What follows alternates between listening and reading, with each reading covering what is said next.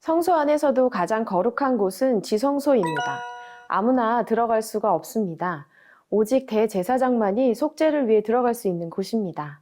지성소 안은 휘장으로 가려져 밖에서 안을 들여다볼 수가 없는데요. 철저하게 구별되어 있습니다. 그만큼 하나님께 가까이 가려면 거룩함을 감당해야 하는 곳입니다.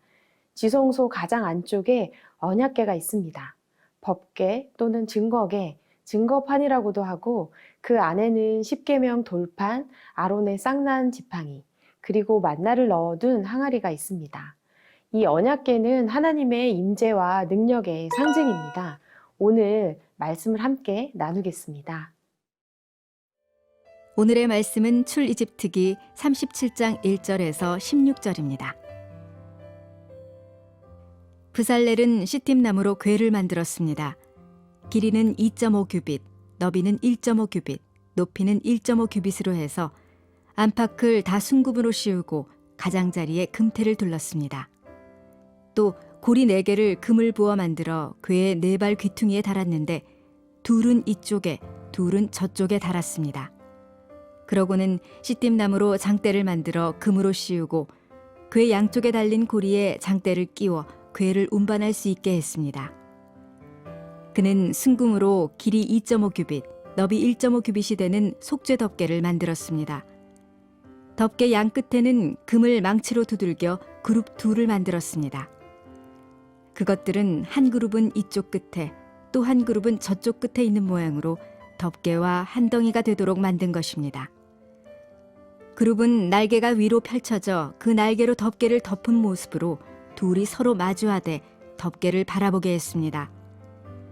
그들은 또 시팀나무로 상을 만들었는데 길이 2규빗, 너비 1규빗, 높이 1.5 규빗으로 해 순금으로 씌우고 가장자리에 금테를 둘렀습니다. 그 가장자리는 손바닥 길이 정도의 턱이 올라와 있었고 그 둘레가 관 모양으로 둘린 것이었습니다. 그들은 상에 달 고리 4개를 금을 부어 만들고 상다리 4개의 네모퉁이에 달았습니다. 상틀 가장자리에 붙여 단 고리들은 상을 운반할 때 쓰는 장대를 끼우는 자리였습니다. 상을 운반할 때 쓰는 장대는 시팀나무로 만들어 금으로 씌웠습니다.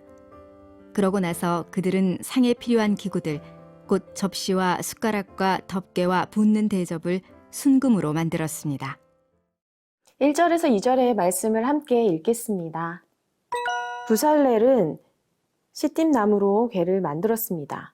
길이는 2.5 규빗, 너비는 1.5 규빗, 높이는 1.5 규빗으로 해서 안팎을 다 순금으로 씌우고 가장자리에 금테를 둘렀습니다. 아멘. 언약궤는 시팀나무로 만들고 안과 밖을 금으로 입혔는데 궤를 덮은 덮개는 순금으로 만들어졌습니다. 언약궤를 덮는 덮개를 속죄소라고 부른다고 했었는데 기억나나요? 혹은 쉬운 자, 은혜를 베푸는 곳이라고도 합니다. 히브리어로는 카포레트, 영어로 멀시시라고 부르는데요. 하나님의 영광을 찬양하는 천사인 그룹들이 이 속죄소 위를 덮고 서로 얼굴을 마주하고 있습니다. 이 사이가 바로 하나님이 임재하는 곳으로 죄를 사함받는 곳입니다.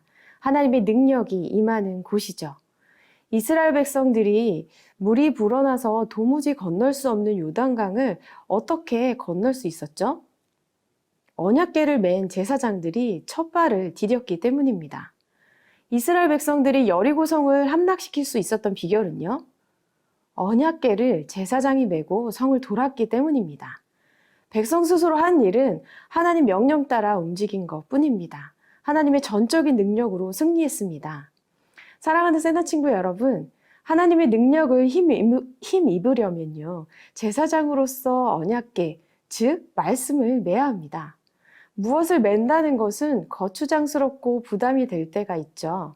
그렇지만 여러분이 가방을 메고 학교에 갈 때 학생다운 것처럼 우리가 가장 주님의 자녀다울 때는 바로 말씀을 장착할 때입니다. 구약에서 하나님은 언약궤 위에서 모세와 만나고 대화했고 또한 대제사장들과 만나셨습니다. 이제 우리는 예수 그리스도라는 코드를 통해서 하나님의 말씀에 직접 접속할 수 있고 응답받을 수 있습니다. 예수님께 배우고 쉼을 얻을 수 있습니다. 예수님과 함께하면 말씀의 무게는 그 어느 것보다 가볍습니다. 수고하고 무거운 짐진 자들을 말씀으로 쉬게 하시는 하나님의 능력을 경험하는 여러분 되기를 축복합니다.